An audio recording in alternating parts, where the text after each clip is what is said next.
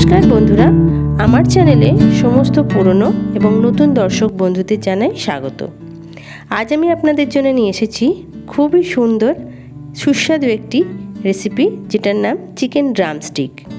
বাচ্চা থেকে বড় সবারই পছন্দের এই রেসিপিটা। সন্ধেবেলার স্ন্যাক্স বা ডিনারের স্টার্টার হিসাবে এটা আপনারা যে কোনো সময় বাড়িতে বানিয়ে নিতে পারেন। আশা করছি আজকের রেসিপিটা আপনাদের মন জয় করতে পারবে। বেকারি স্টাইলে চিকেন ড্রামস্টিক বানাতে গেলে সাধারণত চিকেনের লেগ পিস লাগে, কিন্তু আমি এত ঝামেলা ছাড়াই চিকেন লেগ পিস ইউজ না করেই খুব সহজে এই রেসিপিটা বানিয়ে দেখাবো। আশা করছি আপনাদের খুব সুবিধা হবে তাতে। তো এখানে আমি প্রথমে নিয়ে নিয়েছি 400 গ্রাম কিমা করা মুরগির মাংস। কিমাটা আমি খুব ভালো করে ধুয়ে জল ঝরিয়ে নিয়েছি। মাংসের মধ্যে একটুও এক্সট্রা জল নেই। এই অবস্থায় এর মধ্যে দিয়ে দিচ্ছি 1 টেবিল স্পুন ভিনিগার। ভিনিগারের বদলে আপনারা চাইলে পাতিলেবুর রস ইউজ করতে পারেন। দিচ্ছি 1 টিস্পুন কালো গোলমরিচের গুঁড়ো। পুরো জিনিসটা ভালো করে মিক্স করে নিলাম। এবার এটাকে ঢাকা দিয়ে আমি জাস্ট 10 মিনিট রেখে দেবো। 10 মিনিট বাদে ঢাকনা খুলে নিয়েছি। এবার এর মধ্যে দিচ্ছি 1 tablespoon ginger garlic paste. দিচ্ছি 2টো মিডিয়াম সাইজের কুচনো পেঁয়াজ, 4টে কুচনো কাঁচা লঙ্কা, অল্প একটু কুচনো ধনে পাতা। দিচ্ছি 1.5 চামচ ভাজা ধনে এবং জিরে গুঁড়োর মিশ্রণ। দিচ্ছি 1 চামচ চাট মশলা। দিচ্ছি 1/2 চামচ গরম মশলা পাউডার, স্বাদ মতো নুন আর সামান্য একটু চিনিটা আপনারা চাইলে নাও দিতে পারেন। আর দিচ্ছি 1 টেবিল চামচ পরিমাণ সয়া সস। পুরো জিনিসটা ভালো করে আমি হাত দিয়ে মিক্স করে নিচ্ছি। এই মিক্সড করাটা যেন খুব ভালো করে হয়। মিক্স করার পর এর মধ্যে আমি অ্যাড করছি 1 টেবিল চামচ গলানো বাটার দিলে মাংসের কিমাটা ভীষণই জুসি হবে। আপনারা চাইলে বাটারের বদলে হোয়াইট অয়েল ইউজ করতে পারেন। আর দিচ্ছি একটা বড় সাইজের আলু, যেটা আমি সিদ্ধ করে মেখে রেখেছিলাম সেটা। আর একটু নুন দিতে হবে, তাই আমি এখানে সরাসরি বিট নুন ইউজ করলাম। আপনারা চাইলে এমনি নুনও দিতে পারেন। এবার পুরো জিনিসটা আমি ভালো করে মেখে নিচ্ছি। মাখা হয়ে গেলে এটা থেকে আমি কতগুলো ডো তৈরি করে নেব। তার আগে আপনাদেরকে দেখাই, এরকম আমি কাঠের স্টিক নিয়েছি। এগুলো আইসক্রিমের স্টিক, মার্কেটে এমনি পেয়ে যাবেন।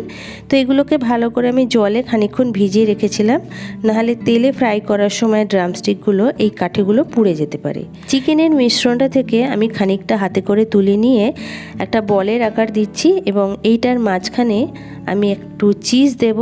তার জন্য আমি চিজ আগে থেকে গ্রেট করে রেখেছি। এই চিজের একটুখানি নিয়ে আমি ভেতরে একটু দিয়ে দিচ্ছি।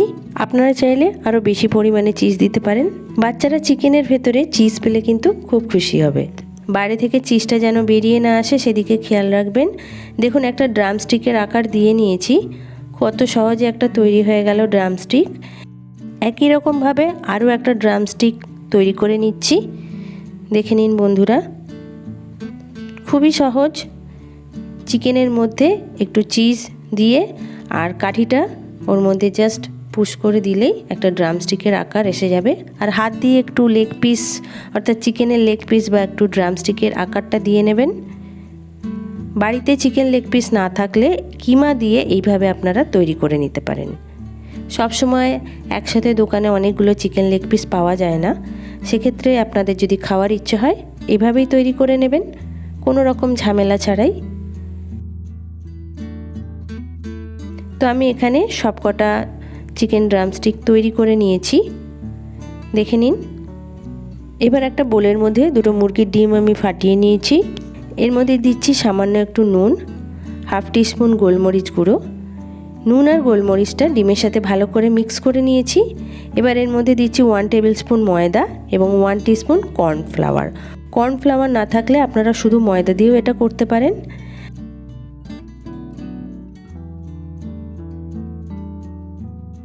ভালো করে ডিমের মধ্যে আমি ময়দাটা মিক্স করে নিয়েছি। দেখুন, সুন্দরভাবে কিন্তু মিক্সটা করতে হবে। এবার একটা চিকেন ড্রামস্টিক নিয়ে এর মধ্যে, অর্থাৎ ময়দা এবং ডিমের গোলায় ডুবিয়ে তারপর ব্রেড ক্রাম্বসের মধ্যে আমি একটা কোটিং করে নিচ্ছি। প্রথমের কোটিংটা হালকাভাবে হবে। ফার্স্ট কোটিংটা হয়ে গেলে আবার এটাকে আমি ডিম ও ময়দার গোলার মধ্যে দিয়ে আরও একবার ব্রেড ক্রাম্বস দিয়ে কোটিং করে নেব। ব্রেড ক্রাম্বসটা আপনারা চাইলে বাড়িতেও বানিয়ে নিতে পারেন বা কিনেও নিতে পারেন। একটা চিকেন ড্রামস্টিক অলরেডি আমার তৈরি হয়ে গেছে ভাজার জন্য। ঠিক একই রকমভাবে আমি এক এক করে সবকটা ড্রামস্টিক তৈরি করে নিচ্ছি।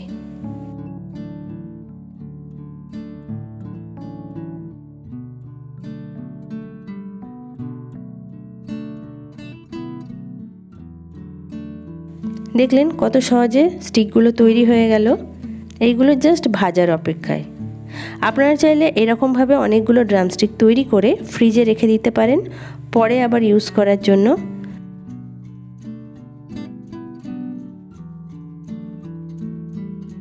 এবার গ্যাস ওভেনে একটা কড়াই বসিয়ে নিয়ে তার মধ্যে অনেকটা পরিমাণে তেল দিয়েছি, রিফাইন্ড অয়েল দিয়েছি এখানে আমি।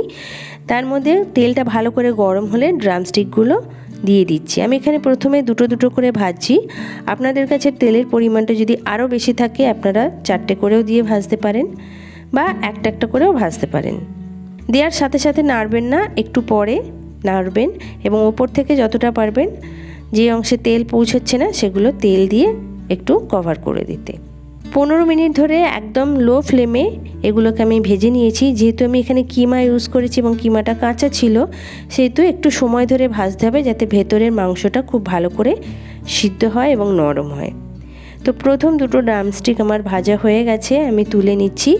আমি এখানে এক কোটে ভাজছি অনেকটা সময় ধরে। আপনারা চাইলে এটা ডবল কোট করেও ভাজতে পারেন, অর্থাৎ একবার ভাজার পর অল্প সময় ধরে আবার একবার ভেজে নিতে পারেন। আমি আরও দুটো ড্রামস্টিক ভাজা আপনাদেরকে দেখিয়ে দিচ্ছি। খুব সময় ধরে অর্থাৎ ধীরে ধীরে কম আঁচে এগুলো ভাজতে হবে, নাহলে বডির বাইরেটা পুড়ে যাবে, অর্থাৎ বেশি শক্ত হয়ে যাবে এবং ভেতরটা কিন্তু কাঁচা থেকে যাবে।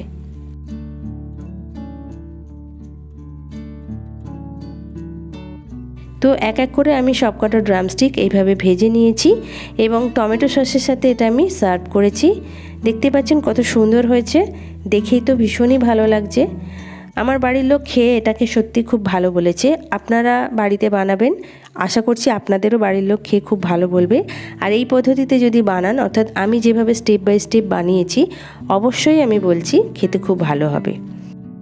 বেকারি স্টাইলের ড্রামস্টিক বানাতে গেলে চিকেনের লেগ পিস লাগে। আমি আগেই বলেছি, যদি আপনাদের কাছে চিকেন লেগ পিস না অ্যাভেলেবেল হয়, আপনারা এইভাবে চিকেন কিমা দিয়ে খুব সহজেই যে কোনো সময় বাড়িতে বাচ্চাদের জন্য বানিয়ে নিতে পারেন। আশা করছি বাচ্চারা এরকম ধরনের ড্রামস্টিক স্ন্যাক্স পেলে খুবই খুশি হবে। আশা করছি আজকের রেসিপিটা আপনাদের পুরোপুরি মন জয় করতে পেরেছে, কারণ আপনাদের মন জয় করে আপনাদেরকে সাহায্য করাই আমার একমাত্র উদ্দেশ্য।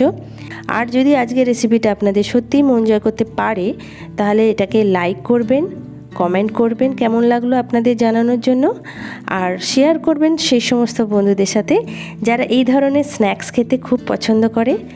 এর সাথে সাথে আমি ধন্যবাদ জানাচ্ছি আমার সেই সব সাবস্ক্রাইবার বন্ধুদের যারা আমার চ্যানেলটাকে অলরেডি সাবস্ক্রাইব করেছেন, আর যারা এখনও অবধি সাবস্ক্রাইব করেননি তাদের কাছে একটি ছোট্ট রিকোয়েস্ট করছি, আমার রান্না ভালো লাগলে আমার চ্যানেলটাকে সাবস্ক্রাইব করে আমাকে সাপোর্ট করবেন।